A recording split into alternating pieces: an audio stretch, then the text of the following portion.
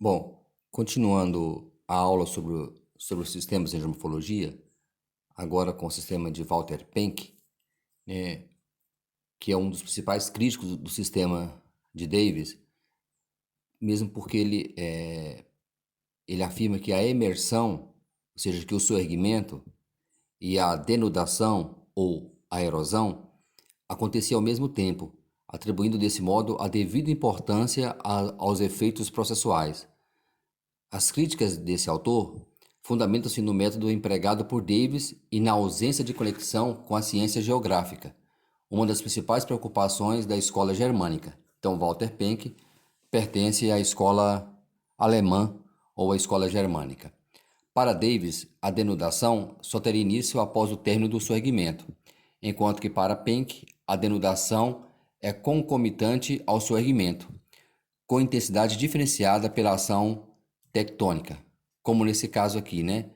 Então, Davis é o soerguimento e depois a denudação. E para Penck, né, já tem essa relação, né? Enquanto está havendo o soerguimento, está havendo também a denudação. Então, soergueu, mas ao mesmo tempo está havendo o processo de erosão, de denudação. Então, Penck, na sua principal obra, em 1924, ele procura demonstrar a relação entre entalhamento do Talveg e efeitos denudacionais, em função do comportamento da crosta, que poderia se manifestar de forma intermitente e com intensidade variável, contestando o modelo apresentado por Davis, que é um rápido soerguimento da crosta com posterior estabilidade tectônica, até que se atingisse a suposta senilidade, quando nova instabilidade proporcionaria a continuidade cíclica da evolução do relevo, né? Então, para Penck, o valor da incisão estava na dependência do grau de soerguimento da crosta, o que proporcionaria evidências morfológicas ou grupos de declividades vinculados à intensidade da erosão dos rios submetidos aos efeitos tectodinâmicos. Né? Aí o professor Walter Cassette traz, né, fala aqui de alguns exemplos, como foi constatados na Floresta Negra na Alemanha. Né? E aí tem uma figura, né, à frente que vai falar sobre isso aqui, né? Então aqui para mostrar o tempo 1, tempo 2, tempo 3 e tempo 4, né, e o grau de evolução, né, do relevo. Então, valor da incisão em intensidade de tempo, né? No tempo 1, uma incisão menor, no tempo 2, uma incisão maior, no tempo 3 e assim sucessivamente. À medida que foi passando o tempo, o ângulo de incisão foi aumentando. Então, aqui o grau de incisão do Talveg em relação ao soerguimento. Aí ele, então, de acordo com Carson e Kirkby, né? Grupos de declividade em diferentes intervalos de tempo. Então, Penck, ele propunha que em caso de forte erguimento da crosta, um forte erguimento teria-se então uma correspondente incisão do Talveg, que por sua vez implicaria aceleração dos efeitos denudacionais, em razão do aumento do gradiente da vertente, ou seja, do aumento da declividade. Para ele, né? Então ele admitia que o efeito denudacional, ou seja, que o efeito dos processos morfogenéticos ou da erosão, não acompanhava de imediato a intensidade do entalhamento do Talveg.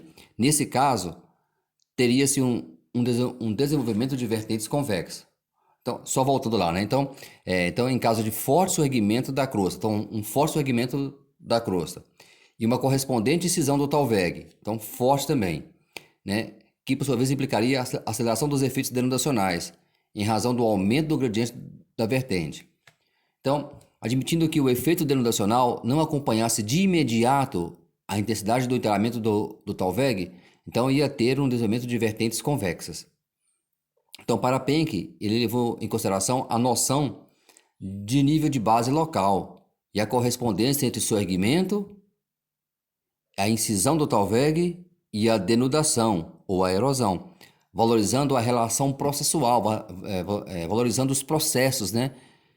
Que são, essa valorização é própria da concepção germânica.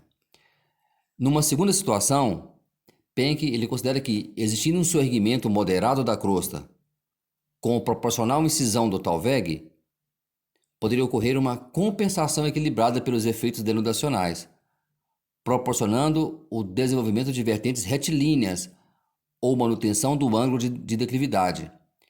Ele chamou, nesse caso, a superfície primária. Bom, e numa outra situação, ou seja, quando a ascensão da crosta é pequena, ocorre um fraco entalhamento do Thalweg, e quando a denudação for superior, o que propicia o desenvolvimento de vertentes côncavas.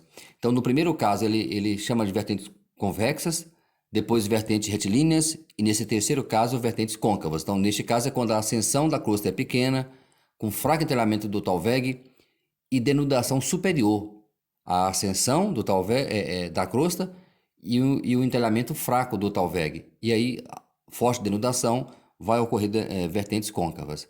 Aqui está o exemplo, né? Ó, forte soerguimento do Thalweg, nesse caso A aqui, forte soerguimento, forte entalhamento do Thalweg e a denudação menor do que o soerguimento e do que o entalhamento do Thalweg. Então formou aqui vertentes convexas. Nesse segundo caso, equilíbrio entre soerguimento e denudação, de soerguimento, incisão do Thalweg e denudação. Aí nós temos vertentes retilíneas.